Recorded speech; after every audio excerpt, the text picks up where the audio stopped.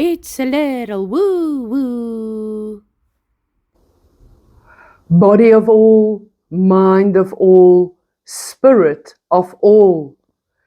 To the supreme God of all, I bow and dedicate this prayer. Through your grace alone, I have this day to eat and grow.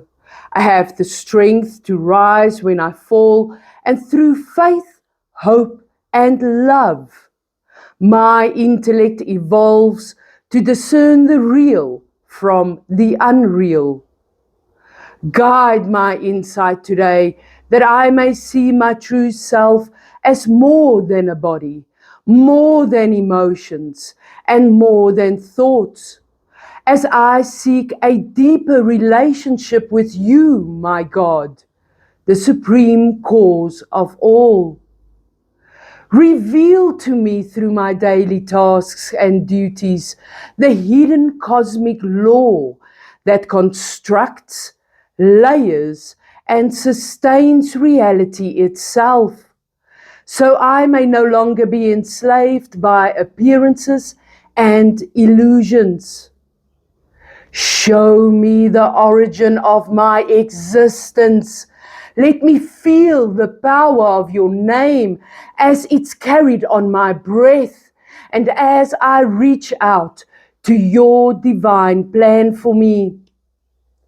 Sharpen my inner senses to see through the falsehoods presented to me this day, so I may not step in the trap of mistaking shadows for substance and reflections for reality.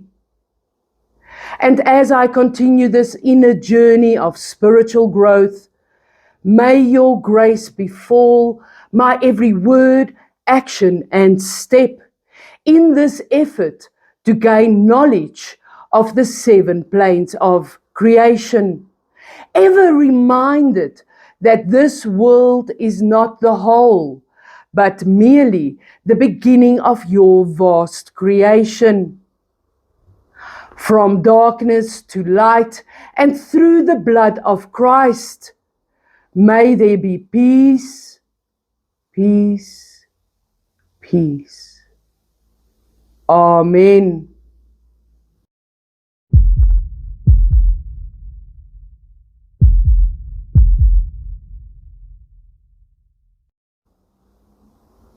I begin this podcast with that prayer to not only set our intention and focus on what we are to achieve in this podcast or this episode, but also to align us all, each and every single person who is meeting me in this space.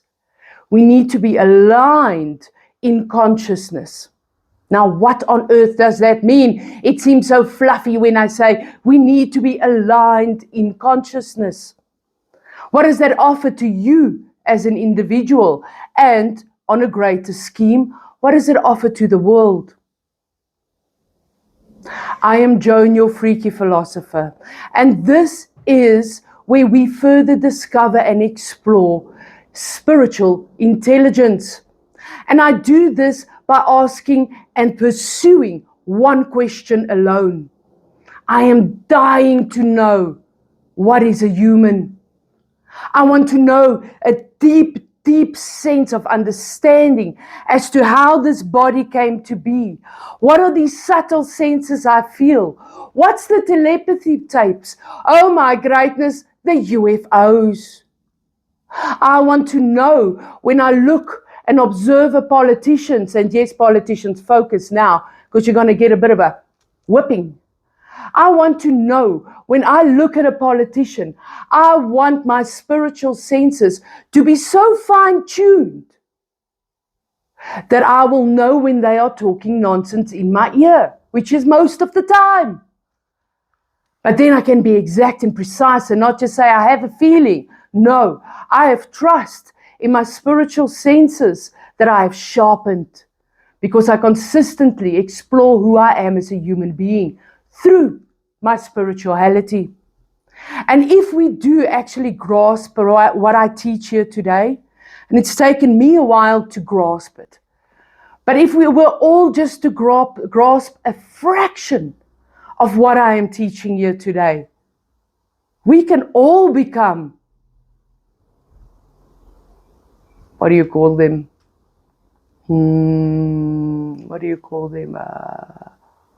We can all become Miss Universe.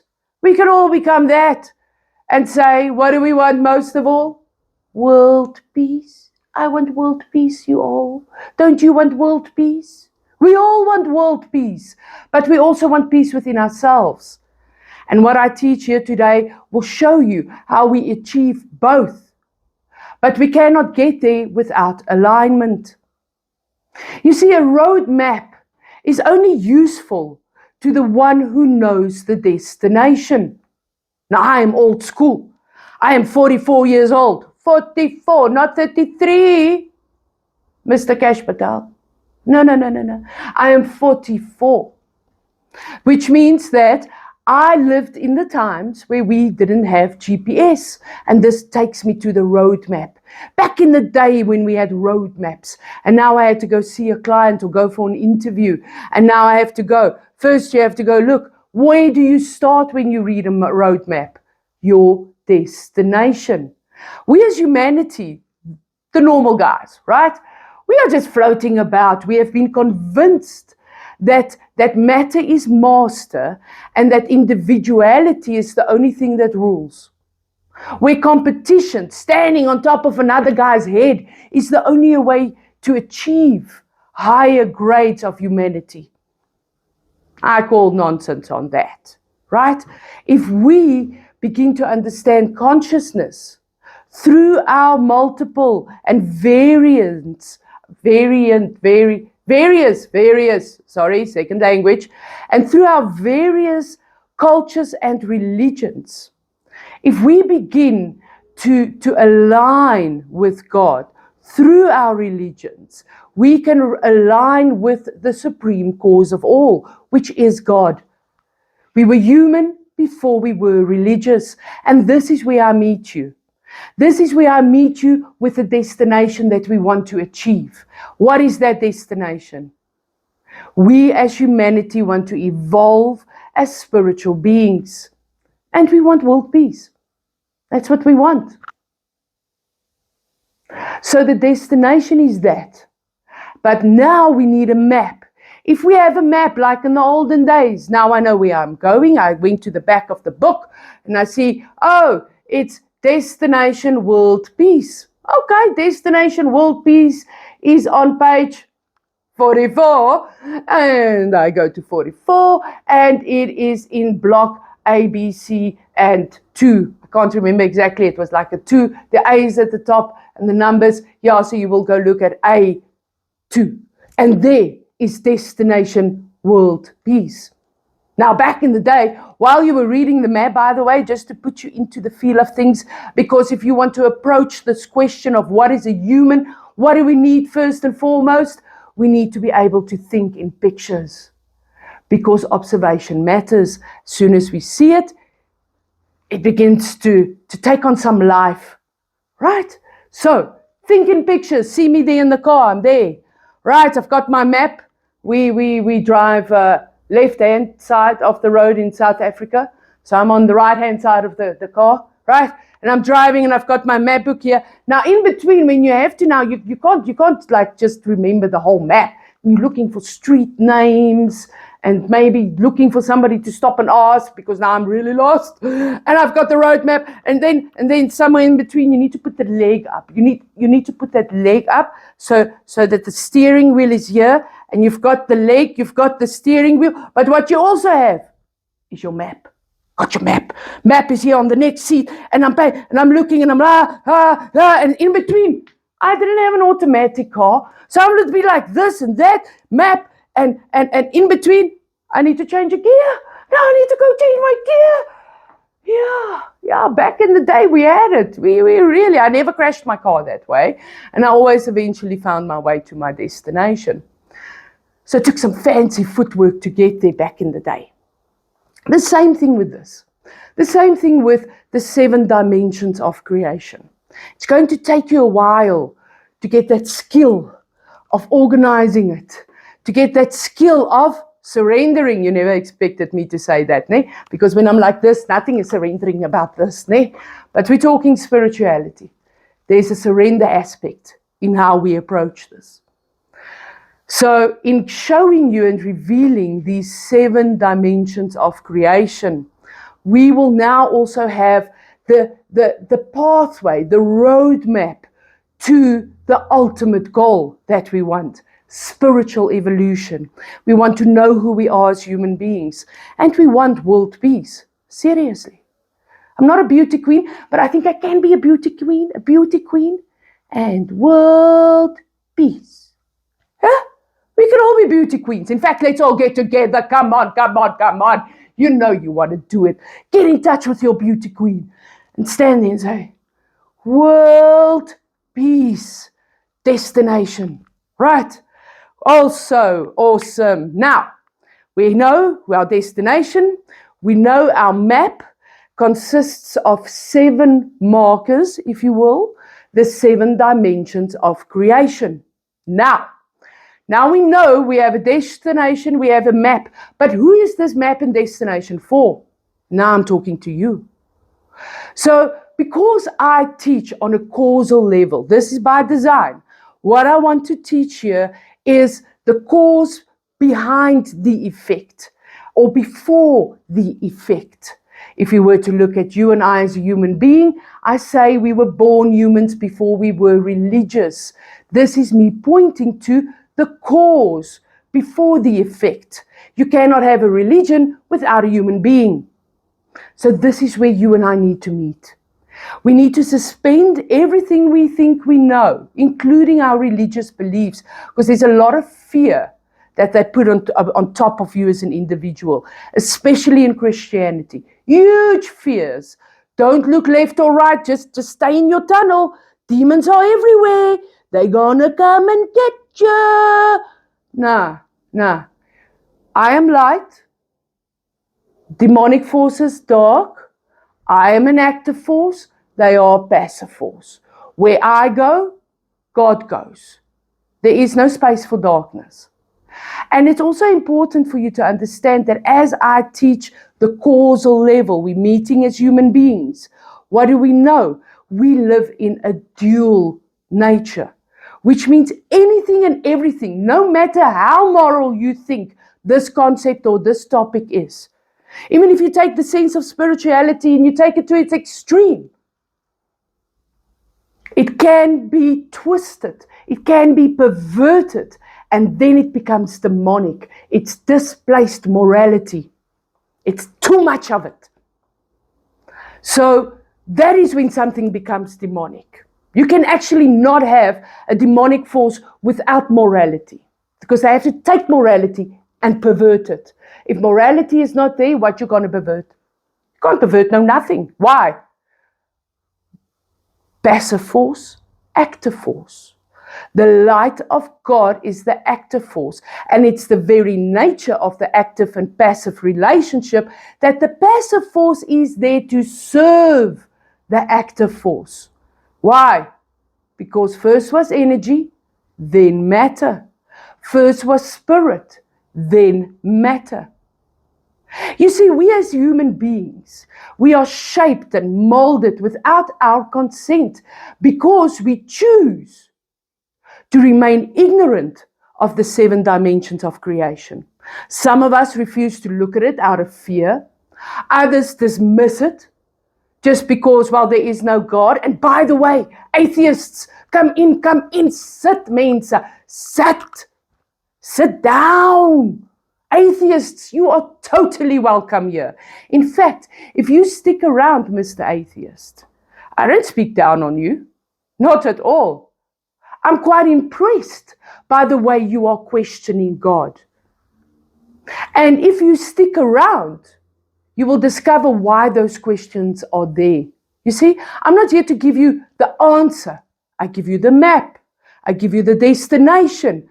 But how you get there, whatever floats your boat, baby, as long as you remain moral and aligned with God, then we all get there. If you're an atheist, you're like, but how can I now align with God? I don't even believe in the God. That's why we answer the question, what is a human? I'm not answering the question, what is God? I'm asking, what is a human? Mr. Atheist, you can be nothing else. But one thing is for sure, you are human. Stick around. Maybe you'll discover something. All religions are welcome. I did not study all religions. I'm 44. How much time did you think I have? But I studied quite a number of religions to a relative degree of what my practical experience allowed. And it was in practicing and exploring these various religions that I noticed one thing in all of them. God. God speaks to us through our religions. But God is God, the supreme cause of all religions. So we meet as human beings. Atheists, Muslims, Christians, Hindus, New Age, airy-fairy guys, come in. If you love crystals, if you love gems, if you believe in fairies, come in. You're going to understand things a bit better.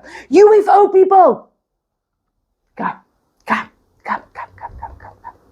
If you hear people saying like Stephen Greer saying that the best way to explain these dimensional beings is by referring to the lokas of the VEDIC scripture. That's what I'm teaching. I'm teaching that. If you want to understand that and not be fearful of it, things are coming for us. Those things say they created us. Come, sit down. There's no need for fear. We will understand better by the end of this podcast. Who else is invited? Politicians. Yeah, even the politicians are invited, guys. We have to invite them in because, yes, they're doing a terrible job. And in fact, on the first dimension, the physical dimension, I'm really going to be talking to you guys, politicians, because you have a low way of thinking and you really need to raise yourself by yourself. This is no longer acceptable. Thinking that war and killing everybody is like the only way. Huh? Are you dumb? I think you're dumb. That's what I think of politicians. I just think they're all dumb.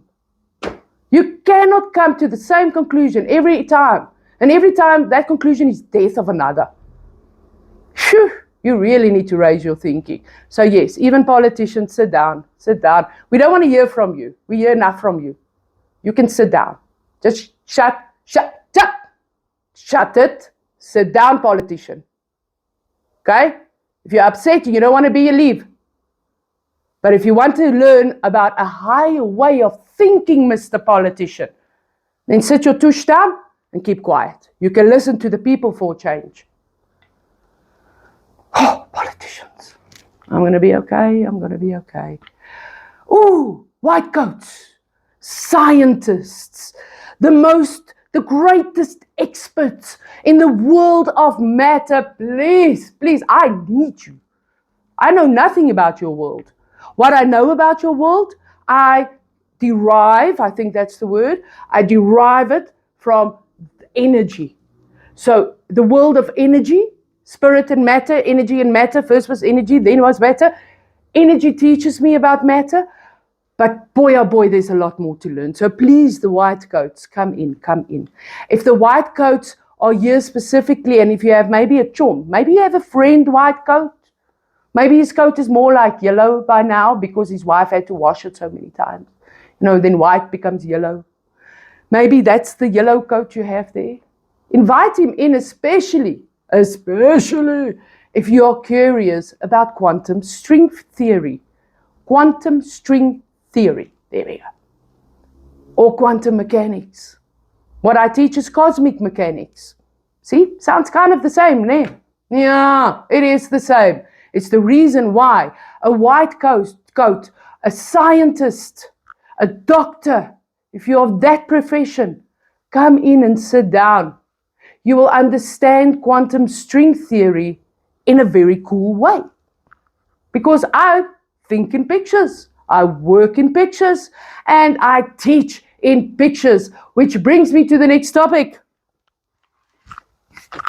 My pictures. So, these are not really pictures, but they were pictures in my head first, because I think in pictures. And then I took those pictures and I created my art. I create the art, Mr. Whitecoat. The art is the picture. It's the image. It's the impression it leaves with you. I cannot measure it. I cannot weigh it. But that impression, a good piece of art, gives the individual. That impression is sure as hell real. And I think fake about that impression. I'm feeling it. It's real. You cannot measure it. You cannot weigh it, but it's real. What is that part of you, Mr. Whitecoat, that feels art without the ability to measure and weigh it? Maybe stick around and you'll discover that. So let's go back to my art. Seriously, I do the art. These art pieces I have created and made over about 10 years.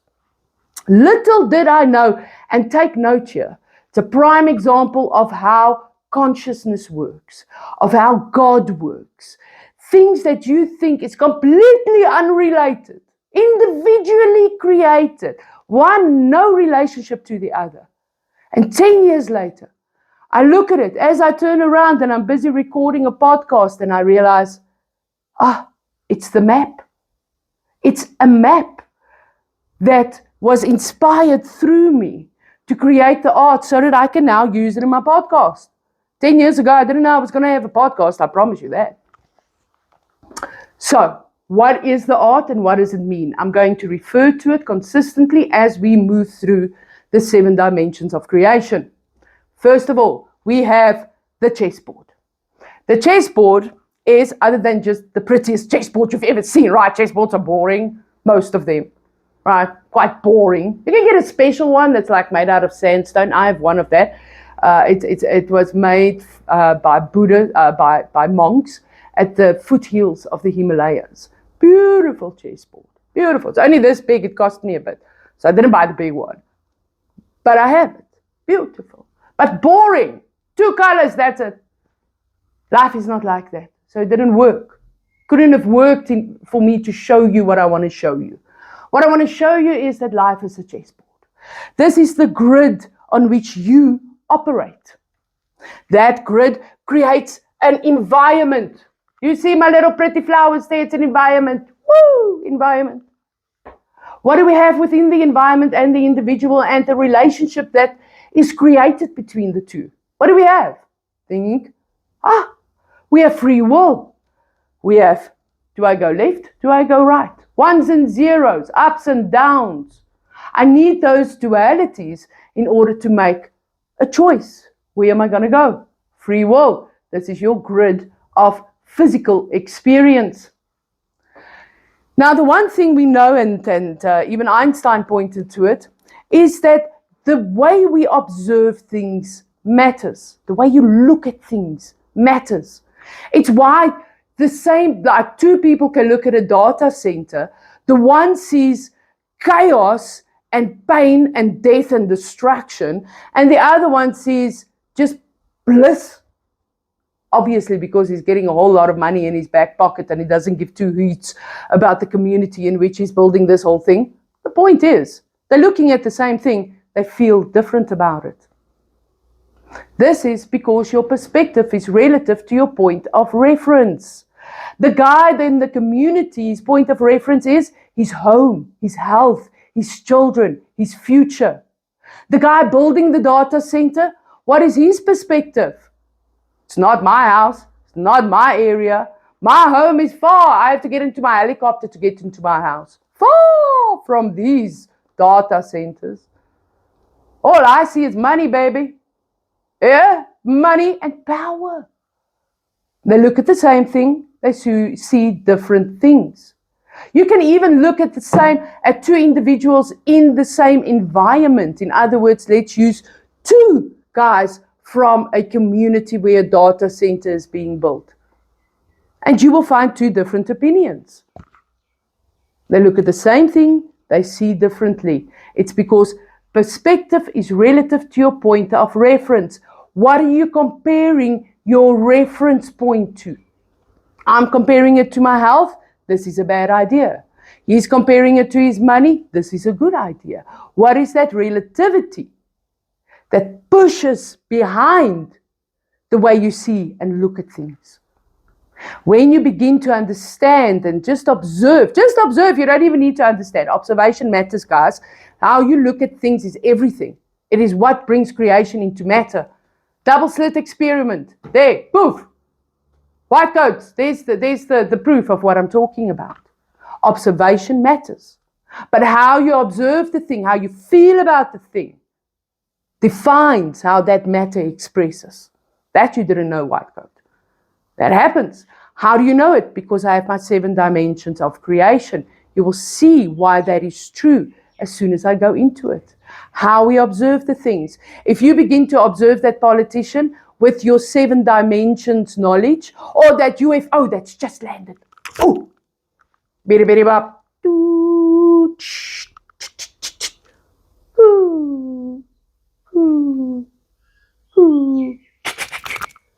Bidi bidi bop. I am your master. Now this alien landed. He's telling you he is your God. Would you rather look at that situation with the eye that you have today, completely blind to the 7 dimensions, or would you rather at least have that knowledge of the 7 dimensions as a close relativity to which you can compare what is now revealed to you? Is it real or is it unreal? I know for sure the 7 dimensions are real. You, Mr. E.T., I don't know if you're a hologram. I don't know if the CIA sent you. I don't know if you come from past, future. Are you an insect? Did you really travel? Speed of thought is much faster than speed of light, Mr. E.T. You know it, I know it. So, you see, you can really begin to compare what is revealed or what is shown to you with what you know is real, and that's these 7 dimensions, and how you've explored them, how have you learned about them, how you have integrated them. It has everything to do with how you look at them. And that is why we have this. Plato's cave, perspective is relative. Now, through my free will, I choose to begin to look at the world differently, with the added knowledge of the 7 dimensions. In doing so, just by looking at the world differently, I begin to relate to the world in a different way. That relationship, me as an individual, that I'm creating with the environment, is now having an effect on me. What effect? It's having a direct effect on my physical body. And that's what this is. The 5 koshas. The 5 layers that wrap you as a human being. This resonates. This is what some with special sensitive eyes see as the aura. What do you resonate? I resonate how I look at the world. This shows through my free will. That is why body language is undeniable, but a bit vague. Why? Because it resonates the truth. I can try and hide things on my face. Politicians, you can vouch for this. You try and hide the truth all the time, don't you? Bait and switch, that's all you do. Bait and switch. Sis, man. Sis, shame on you. Stay seated, you need to hear these things. Don't leave the room. Politicians, stay here. It's about time you get a bit of a whipping. Oh, let me not talk about spiritual leaders. In fact, Mr. Politician, you have nothing on the spiritual guys. Yeah, those church, mega church guys, pastors and stuff, don't you worry. As soon as they walk in the room, you look like an angel. So just sit, listen. All right, so what happens? The more I begin to relate to my environment in this higher human, spiritual, evolutionary way, through reading my map, the 7 dimensions, and trying to reach that destination of ascension, world peace. So as soon as I begin to do that, my body responds to it. So I become healthier. I become, I'm white, I'm married to an Indian, right? So everybody knows whiteys, we age, man, we age. My wife ages far slower than me. Look at her mother. She looks 20. Okay, maybe not 20. She looks 50. She's 80. That's significant. Our bodies, right? If we want to elevate our bodies, instead of putting all sorts of chemicals on everything and everything, I'm not saying dismiss it. What I am saying, you will need less of that if you begin to resonate with God and in alignment with creation, then your body resonates far healthier. You don't get those nervous twitches the politicians get when they want to hide things from us all the time. You don't get that angry face. Have you seen it's Bill Gates? Yeah. Have you seen his face? His resting face is like, why is that? His body resonates the way he chooses to see it, look at the world. And how he looks at the world is disgusted. It shows on your face, but I can see it. So, as soon as our body then begins to resonate this alignment with truth, that is when we developed our crest jewel of discernment. Then it means we can go to the school of illusion, which is this physical plane. School of illusion, Mabut. This is what it is. You're right. Nothing is real. We look at this and it's all fake, fake, fake. What's real?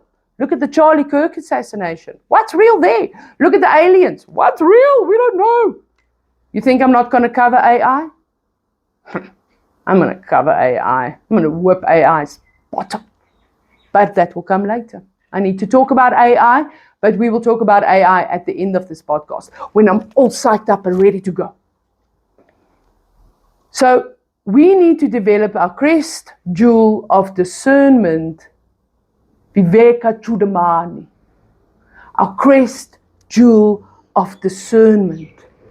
We need to develop that so that when we observe the world around us within the school of illusion, we are not deceived, as the prayer says in the beginning of this podcast. We don't want to be deceived by these illusions. God, help us, align us so that we can see through the illusions. It's not about escaping the school of illusions, like I wanted to escape school as a kid. It's not about that.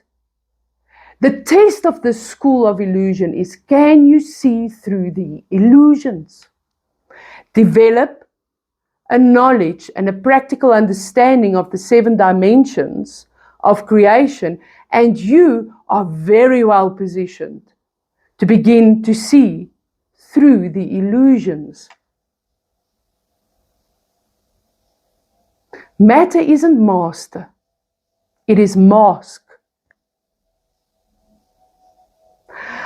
Phew, so that is my introduction. I am, as per usual, going to take a 5-minute smoke break. You do the same if you need to. Otherwise, twiddle your thumbs. Do what you do, baby. I'll be back in 5.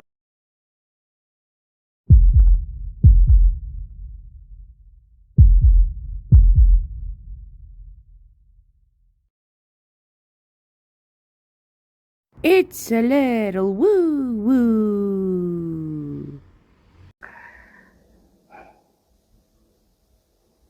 And we are back. That was a nice break. So now we are going to run through the 7 marker points on our map, the 7 dimensions of creation. In other words, we're going to look at what they are named, and then I will go into them individually. The first dimension, and this is a rule of thumb, as you are doing or evolving spiritually, as you're doing any spiritual practices, and you're trying to observe whether or not what I teach here is true. So in other words, when you go and apply it in your practical life, When you do that, any spiritual approach is by its very nature, your starting point is that which is closest to you. So when you begin to observe the 7 dimensions, move inward, fall still, and observe the thing. Then you compare that thing with what the knowledge you have gained about the 7 dimensions. It's all about you, baby. It's not about going around and saying, when are you politicians don't feel happy, sit down. We are going to do that with you. I'm talking in general. You are excluded. You're a special kind of creature. Sit down. Okay, politicians are down. But we do not teach the 7 dimensions so that we can go out and judge people and go be self-righteous about everything. No. Spiritual evolution is all about moving inward and about understanding who you are as a human being. Okay, and that is why we start the 7 dimensions of creation with that which is closest to us, the physical. That is your first dimension. It is everything that we can perceive. All right, so we have the physical dimension, the astral dimension, the mental dimension, the boogic dimension, the atmic dimension, the monadic dimension, and then the absolute dimension. If you heard a couple of strange words, new words there, those are Sanskrit words. But don't you worry about it. We have hopped it on over into a more 21st century degree of understanding. In other words, I've simplified it. Okay, so your physical plane is the school of illusion. We're going to go into deeper detail just now. Your astral plane, that's emotion. That is an ocean of emotion. It is a mirror of desire. Okay, so I have my physical, then I have my emotional dimension, then I have my mental dimension, which is exactly what it sounds like, right? It's your brain, it's how you think, your thoughts. Then boogic. Boogic is not referring, this is now the 4th dimension, it doesn't refer to Buddhism as a religion. Like I said, what do we teach here? We teach about what is a human, the cause that came before the religion of Buddhism. Buddhism, however, is contrived. It flows from this concept of the dimension of the boogic dimension. It's unity. It's the power of the observer. It's why that middle road is applicable in Buddhism. The boogic unity. The 5th dimension, atmic. This is divine will. That is what that means. Atmic, divine will. Monadic. Monadic means the seed of being.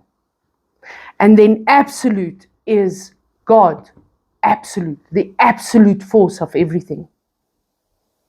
So if you were to look at it then, we are basically, as we approach these 7 dimensions, what we are going to do, we're going to start with that which is closest, the physical dimension, and I'm going to show you what that is all about. And then as we move further inward, it's an inward shift, right? That this perspective is fine-tuned to. So as we move inward, a nice way of looking at it is that we are moving then closer to God.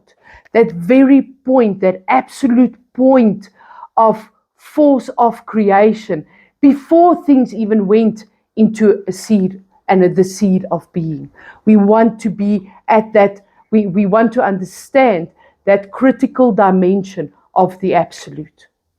And that we can only reach by moving inward.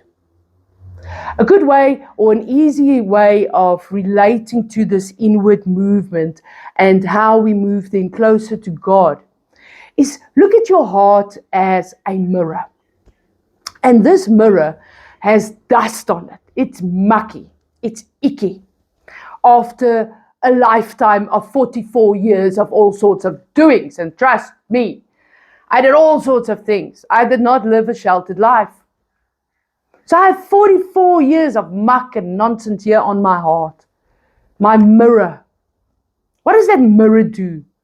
Why is my heart there? It is there to reflect the light of God. Now, each and every single human being has the light of God in them. We breathe the name of God. Ah, hum. It's the sound. Ah, hum. Ah, hum. I breathe the name of God. It's a Sanskrit word, aham. Go look it up. But every single human being has this light of God and the breath and the name of God in them. But then we get a bunch of perverts and we get a bunch of good people. We get dark, perverted people and we get light people. But now God is everywhere, isn't He? Yeah, but how do these different outcomes come about if we have this pure light of God within all of us? Free will. You see, it is when you look at this mirror and your free will is what either cleans that mirror so that the light of God can shine directly and be reflected through you as purely as possible, undistorted. My free will either clears that mirror for this light to be undistorted, or I make choices like Bill Gates and it becomes completely distorted. Completely. Disgusted look his face pulls. He's clearly disgusted with life and humanity as a whole. His mirror is incredibly dirty and full of muck, and so the light of God is distorted. How do I know the light of God is distorted? Well, God most certainly doesn't look at humanity with this face. No. God loves humanity. First was spirit, then matter. It is how you feel about the thing and how you look about the thing that decides how this mirror of yours reflects. So when we look at the physical plane, it's good to understand that reflection is the illusion that the white coats are observing in quantum string theory. When they tell you, oh, we live in, it's all an illusion, guys. It's a, what do you call those things, man? I forgot now. It's a projection. It's not real. It is real. What's more real than the physical? This is real. There are subtle aspects of my physical that are just as real, and that is what we are learning. But you see how that lack of knowledge of how the light of God shines through the individual, and that light is then ultimately what creates, what gives the individual the power of observation, and it's the power of observation that actually activates this great potential of positive and negative electrons, and that brings creation into being through waves crashing. You see how lost the white coat is? They think it's all an illusion. It's not an illusion, guys. It's God and the power of God that makes you a co-creator of this physical life. You must learn to see through the illusion. You don't have this physical experience so that you can observe it is an illusion and stay in the illusion and be happy about the illusion, or miserable, like some philosophers. Miserable. Ooh. We're just doomed, guys. We're doomed. We're all doomed. You may be doomed. I have the light of God shining through me. I know why I'm here. This physical life is the school of illusion. Yes, you're right, there is illusion here. What you are missing is that why you are here is for you to learn how to see through the illusion. You need to learn how to discern the real from the unreal. So, now we're in the school of illusion. But let me show you about your body. What is this body? Well, this body actually has two aspects. That which we can see and that which is unseen. What is seen? cells, organs, skin, nose, snot, al daai dinge. That is what I see. But what is unseen is this electric aspect of the individual. It is what Nikola Tesla used in order to create a relationship with electricity with such a degree that he could sit and play with it. He understood that he is an electric being. First was energy and then matter. First was this etheric double of who you are as an individual. First is that etheric double in your being. It is, how do they describe it? It cannot be seen, and yet it carries everything. It is that life force in you, that subtle aspect that pushes through your body, because your etheric double is inside and a little outside. It interpenetrates. This is what some people see and refer to as your aura, your magnetic field. White coats. See, stick around. You will win those special prizes because you will begin to understand quantum string theory in the right way that is aligned with truth. Suspend that nonsense you think you know and expand it. Your etheric double is very real and it interpenetrates your body inside, outside. It gives off a color. This is where your epigenetics function. What triggers your genetics? Epigenetics. What comes before epigenetics? The way I look at myself and the way I relate to reality. That then it either stirs certain genes or it keeps or other genes, it just keeps deactivated. Your etheric double. The subtle precedes the physical.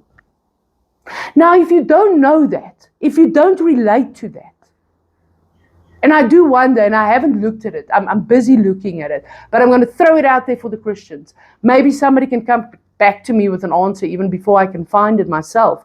But I find this etheric double very curious, and I do wonder if this is the Holy Spirit. I don't know if it is. There's another potential of what the Holy Spirit could be. Is the Holy Spirit maybe more an environmental aspect? Right? I don't know. But there's a definite etheric double. And that etheric double is your energy field, your magnetic field. It is what comes before your physical expression. And this is why body language is real. Why? I cannot hide my etheric double. It will express. It will show. Now, I can make an effort to suppress this natural expression of the truth of who I am. But that's when I go like the politicians and I get those nervous twitches. It's very difficult to do. Your etheric double is what defines your physical. Now, in the school of illusion, it is good that you understand that matter isn't master, but mask. And what you will see is that, and that's why I keep talking about the school thing. As we go through these dimensions, what you will notice is that each dimension has a certain character. Your physical dimension has the character of the trickster. It wants to trick you into believing it is master, when in fact it is mask. That is its character. But what does it teach us? Each dimension is there with a character, it's there with a test, and it's there with a lesson.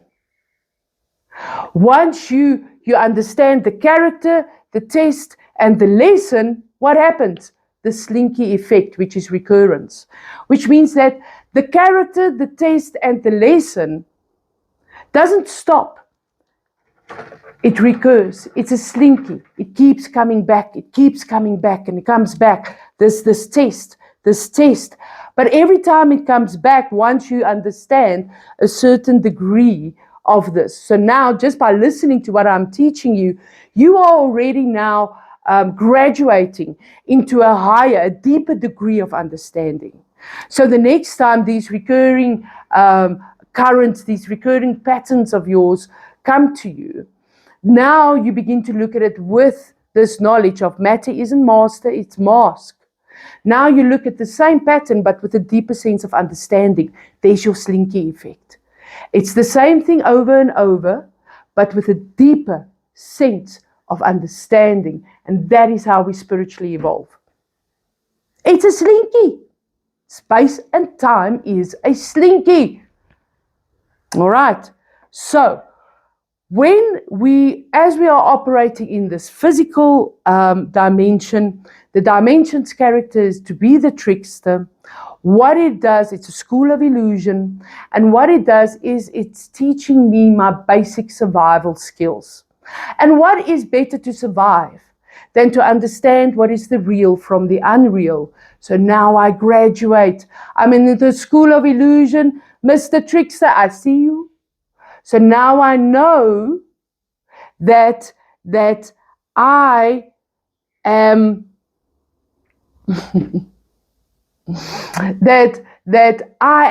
that I can see through these illusions. So Candace Owens is a very good example of this. She sees through the illusion of the Charlie Kirk assassination. Recurrence. She looked at it before with JFK. She started looking through the illusion. Now Charlie Kirk, and she came completely recurrence. It's another political assassination. Doop, in her face. How are you going to deal it now? With a deeper sense of understanding. It's a slinky. But it is our basic survival skills that is developed in the physical dimension. And it teaches us that in order to see through the illusion it presents to us as the trickster, a good way of approaching that is to understand that the subtle precedes the physical. My etheric double is there before my physical expression. Okay, so that is dimension number 1, the physical. Now the second dimension is the astral. It is seen as the mirror of desire. So let's go back to Candace.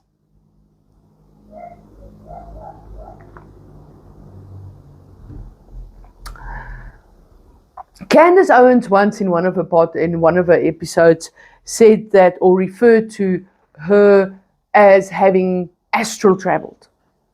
And then the Christians came down on her and they shouted her. In the next episode, she almost looked like a scolded puppy, and she felt very sorry. And sorry, I no longer astral travel. I realize it's demonic. We are being shaped and molded by these unseen forces without our permission, because we choose to remain ignorant of these dimensions. The astral dimension. What is more real than your feelings? Your emotions. It is very real. I feel a thing before I see a thing. So how can you deny that? And how can to know and understand your emotions better on a spiritual level relative to God, how is that demonic? And if it happens to develop these super sensory abilities, like astral travel, as long as I'm in alignment with God and I am the light walking into that room, I don't see anything demonic about it. And I don't think Candace should apologize for it. I think Candace should pick up that skill and refine it. Make sure it's aligned with the light of God and use it. It's there. How else will we be able to look at a politician and know if they're talking nonsense and call them out immediately by shaming them? Not because we did this research and down that rabbit hole and that. No, because we as society, we have spiritually evolved. And when we as society look at a pervert who's lying to us, we can see it. It's reflecting in your aura, my boot. It's obvious. But without acknowledging the existence of these dimensions, in other words, the astral world, this is where your spiritual warfare happens. This is why karma is so obvious to everybody, even though karma was never really mentioned in the Bible like as such, as such. We all see it, we believe it, it's there. Karma comes from the astral plane. Why is that? Well, in the astral plane, there is no sense of morality. It is the mirror of desire. Aha, we're back to your mirror. How clean is your mirror? So this mirror of desire, your mirror, how clean it is or how dirty it is defined by your desires. It's defined by your emotions. And in this dimension, your emotions reflect automatically. It's the structure, it's the cosmic law, it's how the map comes together. Cannot get A into C without going past B. The astral emotion, it's the mirror of desire. But what this mirror of desire does is it reflects what you expressed back at you. But here's the kicker. It reflects it back at you amplified. So that's pretty cool. And we have all observed how this karmic reflection, this kickback from the universe or from consciousness that says, you're going to get what you give. Watch out. I'm saying that's true. But you're going to get what you give amplified. So watch out. Mr. Politician, you feeling shame yet? You feeling scared? I hope you're feeling scared. Because you guys are just putting death and destruction out. Sit down and listen. Keep shut it. I don't want to hear from you. You talk enough. Sit down. I want to hear from the people. Politicians. So, as much as the physical plane is your trickster, the astral plane is seen as your builder. And just to give you stabilization, your mental plane, the next plane we're going to go into, that is seen as the architect. You see how nice it works? So as we function and live and experience the physical, the school of illusion, the trickster, we can build the environment of this physical experience. How do we build it? We build it through intention and feeling, because it's that intention and feeling that ultimately builds my reality. Now, how do I make sure that this mirror of desire, that it, in other words, how my intention is then reflected back at me, amplified? What is this, the function now? I see the character of this dimension is the builder. We have the trickster, now we have the builder, and you see Bob there with his hammer, right? Bob the builder, right? Bob the builder has no sense of morality. He builds what you tell him to build. How you speak to Bob is through your intention and feeling. Now, how do I make sure that my intention and feeling is telling Bob to build my life in a good way and not in a perverted way? Well, I make sure, because Bob has no morality, I need to make sure my morality is checked and measured, which means responsible feeling. Keep those emotions measured. Don't let them loose. Because Bob the builder will amplify back at you. So if I let, there is a thing, wait, it is here. Just to give you a bit of a better idea of how Bob builds. So Bob, if you feel fear the whole time, this is COVID times. What did they do every morning? Man, not even every morning. Getting a headache just thinking about those times. Oh my gosh. I was obviously the one being chased out of the shop because I wasn't wearing masks. I wasn't wearing masks because the Upanishad taught me, in fact, the Chandogya Upanishad taught me, that God is so awesome, that He created my breathing mechanism in such a way and so closely related to the environment that I obviously move in.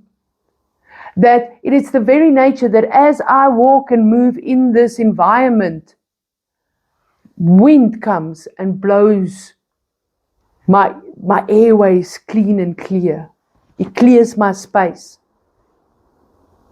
because I live a sacred life. I don't have to wear a mask. If I'm completely fixed on matter and I'm fearful, you need a mask because we don't know what's going to happen there. How strong is your etheric double? You don't even know it's there. You won't even acknowledge it. Anyways, I'm not going to go down the COVID thing. Whew! It was bad times, right? And what did they do there? They stirred fear.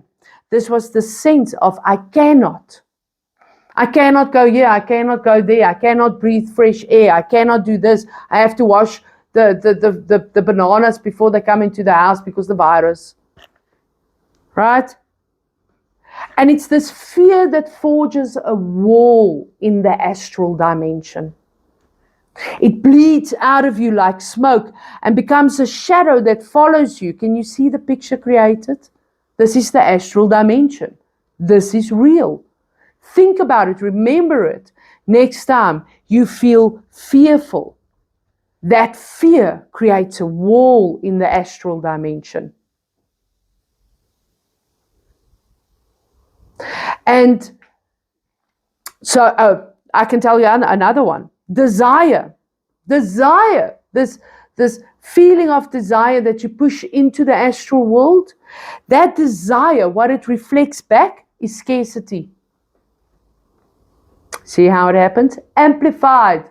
I desire this, I desire that, I desire John's life, I desire those shoes, I desire this, I desire that corner office, I desire that. What is it bringing to me? Amplifying scarcity. It's very different to what you are taught. We are taught that our desires will amplify our effort. It will give us more energy. Your determination. It's actually doing the opposite.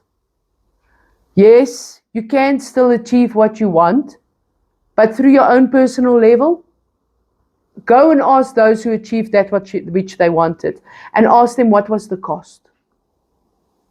Because when we rely on our personal effort alone, our individual human effort, with no help from the subtle worlds, no help from God, no help from our environment, just me, myself, and I, and my determination.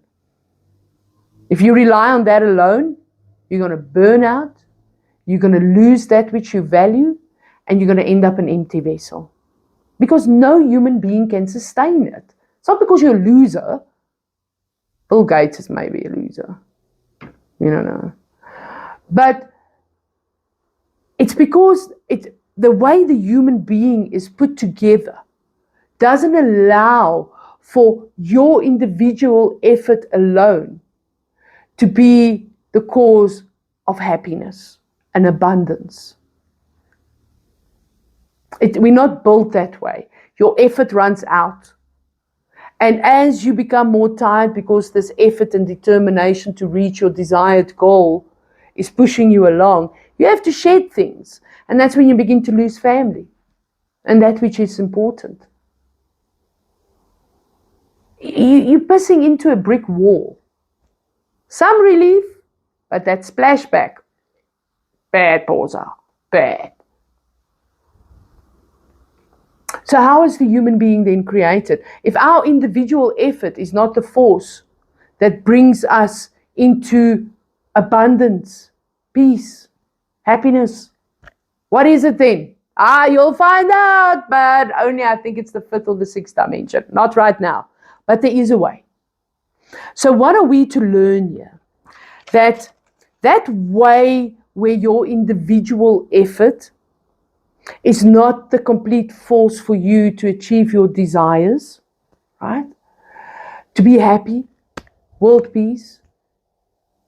So how do I make sure that I don't burn out as I pursue my goals? My goal personally is to teach. Be it if I teach one or all, I teach with the same enthusiasm. I teach. That's what I want to do. That is my force. But how I make sure, and that is now the function of the builder, is to test your morality. That's why it doesn't understand, it doesn't know morality, it doesn't choose morality, right? It's the function of the builder to test your morality. That's why it just reflects back at you. I give hate, whoop, there we go. I give desire, whoop, scarcity, there we go. It's testing your morality. And how you then pass that test is you clean that reflective mirror. The astral plane is the mirror of desire. It is the character of the builder. It will test your morality. And how you then pass this test is by keeping your mirror of reflection clean. How do we keep that mirror clean? Observation, knowing the 7 dimensions, and doing your spiritual practices. This is good company. What does good company mean? It means people who are good and aligned with light. It means watching TV of that which is good and aligned with light. It means I think that is which is good and aligned with light. I feel it. I'm a responsible thinker. I'm a responsible feeler. Morality guides me. My mirror stays clean. I pray every day. I pray before every meal. Every meal, and I am convinced this is why I don't get food poisoning. I'm very blessed. I travel often. I eat weird things. I don't get food poisoning. Everybody else around the table, different story. My wife and I, no food poisoning. Why? We pray. We keep good company. Meditation, falling still. We keep good company. Read scripture. We keep good company. That automatically keeps this mirror of desire nice and clean so that my desires are aligned with God. The astral plane, the mirror of desire, or Bob the Builder in a nutshell. The third one, and I'm going to go into it, although I do want a break now, but we're going to go into the 3rd dimension before I have that break. The 3rd dimension is incredibly important. As you've seen now, the physical dimension has these 2 aspects, your subtle and your physical. We didn't see 2 aspects in the astral dimension. Why? Because there is no morality. There is no choice. It's just a reflection. But in the 3rd dimension, which is your mental dimension, that is where morality is serious. Because that is the dimension that is then again, it splits into your ones and your zeros, your free will.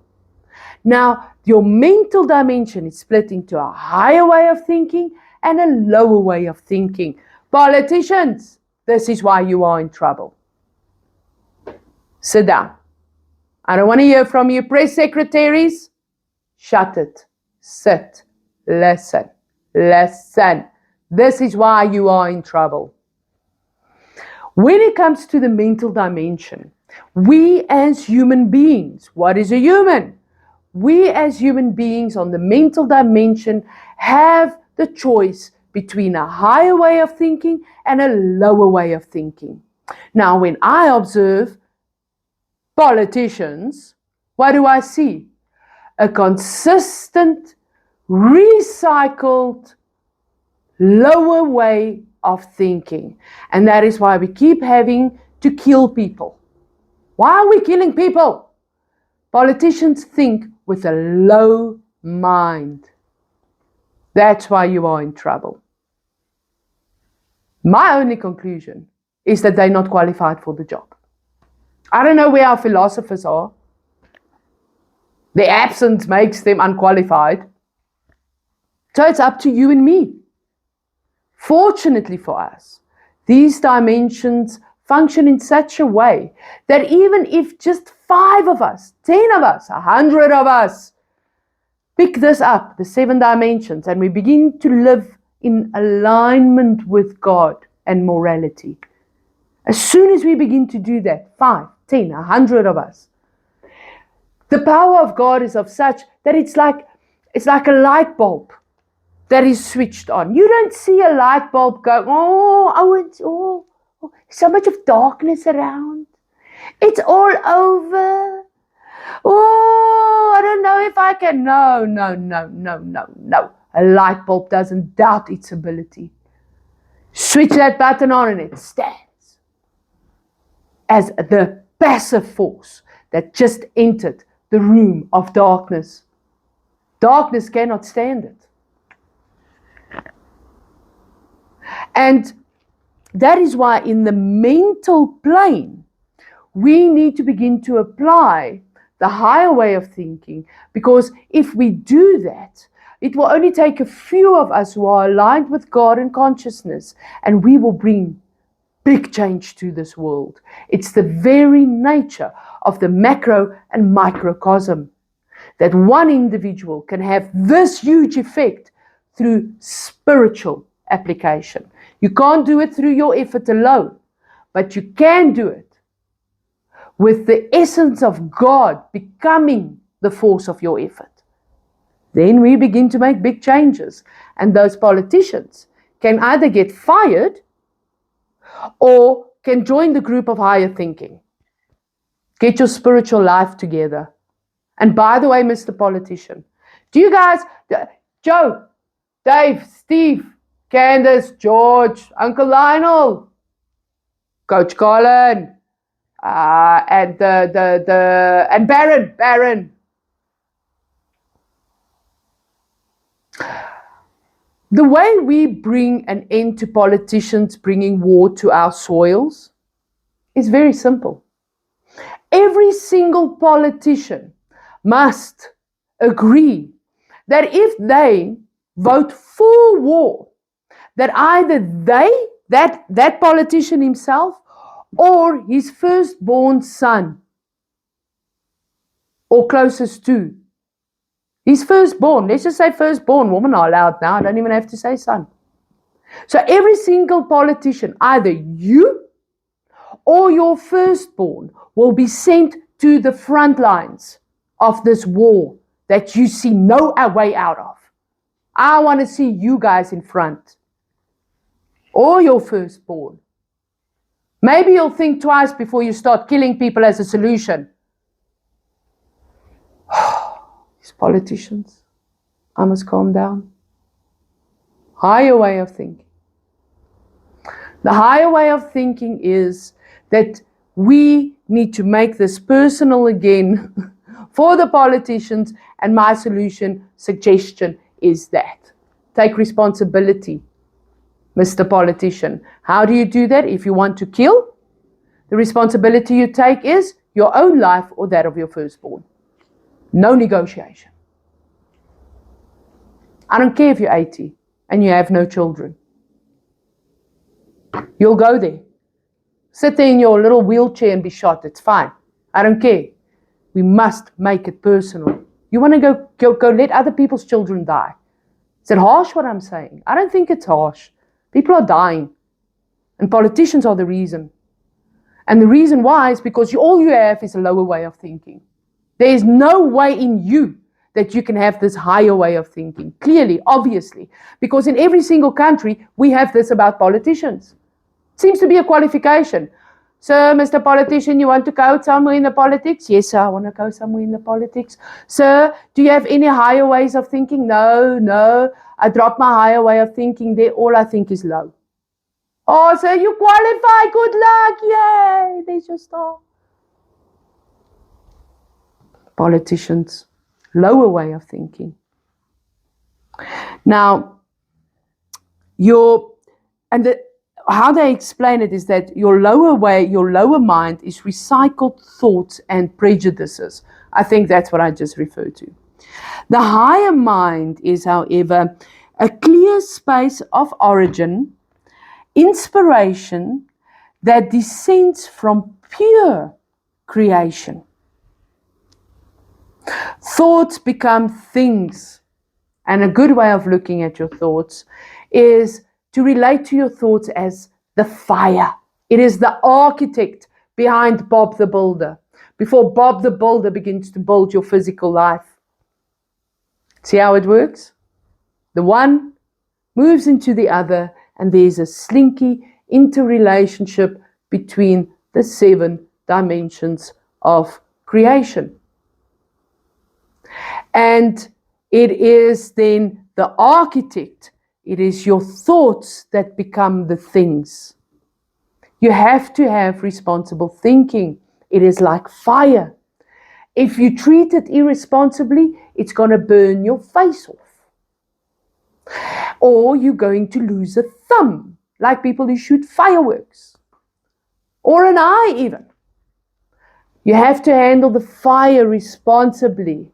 And then, if you understand the power of the fire in relation to the power of your creative impulses, what is behind the thought?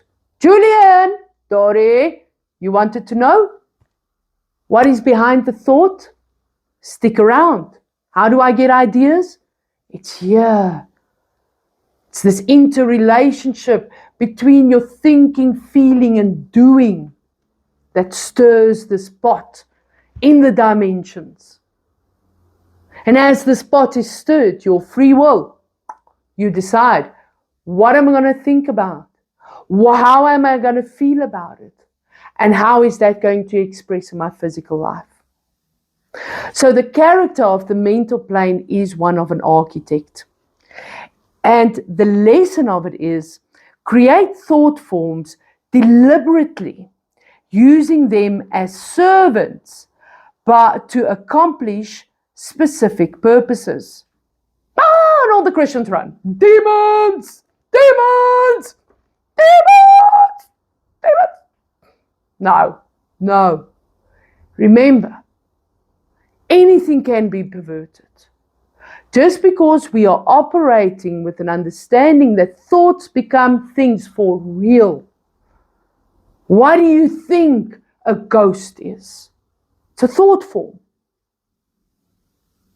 in a personality. What do you think a demon is? It's a thought form. Thought forms are living beings. This took me a while to understand.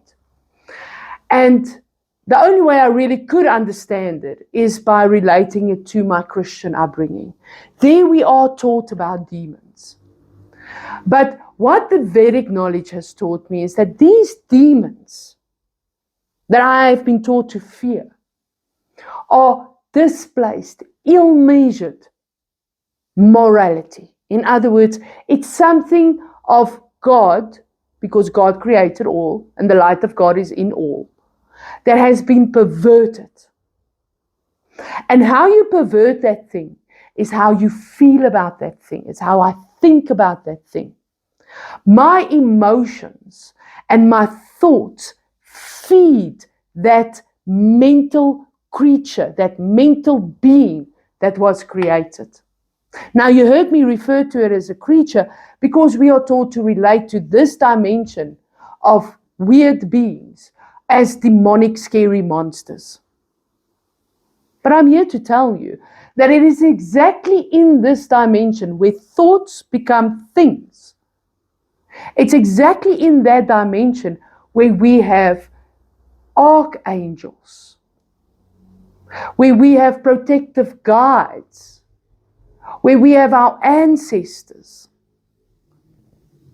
They are fed, sustained, and grown through the frequency and intensity of your thoughts. Now, sometimes if you don't have measured thoughts, then your morality, you become perverted. That lower way of thinking kicks in. And what happens is you create something like a parasite. And this parasite will become then stronger than its creator. You, the one who thought about it, the one who fed it with your feelings and emotions and intentions. Now it's taking your body over like a parasite. Exorcisms. Doesn't that kind of look the same thing? Yeah, I see the same. But it is you who create it. Responsible thinking is required. So what does that mean? It means that when I am thinking about things, I choose to think about light things. So instead of thinking that there's a virus monster around every corner, what I now choose to feed through my thoughts, which create real beings in this dimension, the mental dimension. So in that mental dimension, a real being is created. I choose to think and feed that real being with higher ways of thinking. So now I have Archangel Michael walking next to me. I feel very protected. I have my father walking on the other side of me. You have no idea, that military man, woo! He could put up a fight. You don't want to mess with me. I feed these mental thought forms with my feelings, my intentions, and my frequency, how often I think about it. Now, thoughts become things.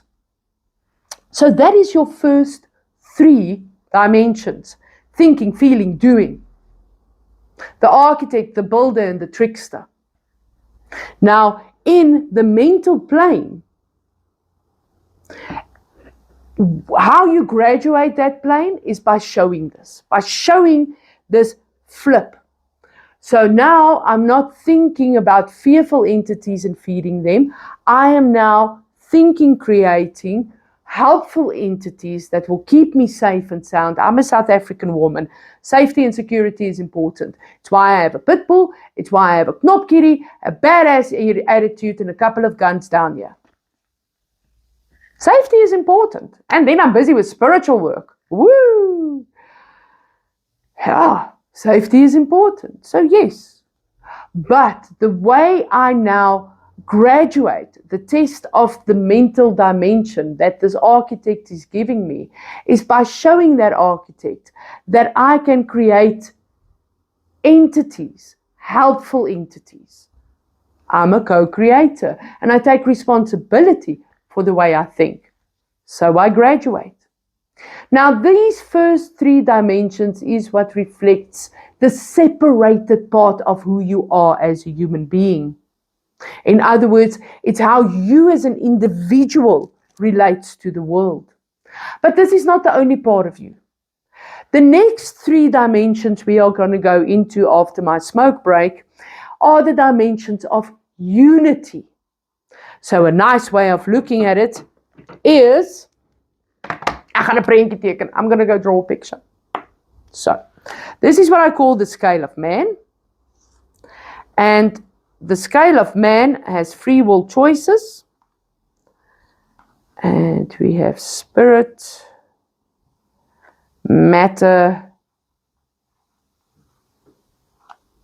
smiling guy, right? And then I have my threefold nature, which is then my thinking. I think, I feel, and I do. Right. So, and this would then be unity, and that would be separation. So part of what I do is to dissolve or conquer. I I conquer with my knopkerrie. What do I conquer? I conquer, or I try to conquer, the heresy of separateness. Okay, so you as an individual, what we have here is we have you operating in the dual world. And first was energy, spirit, and then matter. Who you are as an individual, I just explained to you the thinking, feeling, doing part of who you are as an individual. The threefold nature: thinking, feeling, doing. In other words, the mental plane, the astral plane, and the physical plane. The architect, the builder, and the trickster. We need to learn to be responsible thinkers by creating helpful entities. We need to be responsible feelers by doing what? By finding that stillness, keeping that mirror clean through spiritual practices, so that the light of God can then shine and we can measure our emotions a bit better. And this then will then help us to see through the school of illusions that is presented to us by the trickster, the physical plane. So what we are going to go into next is we're going to go look at the unified aspect, the unified aspect of who you are as an individual. We've looked at the separating parts, dimensions. We're going to go look at the unified field. It's another 3 dimensions. And then at the 7th dimension, we're going to reach God. Stick around, smoke break, I'll be back.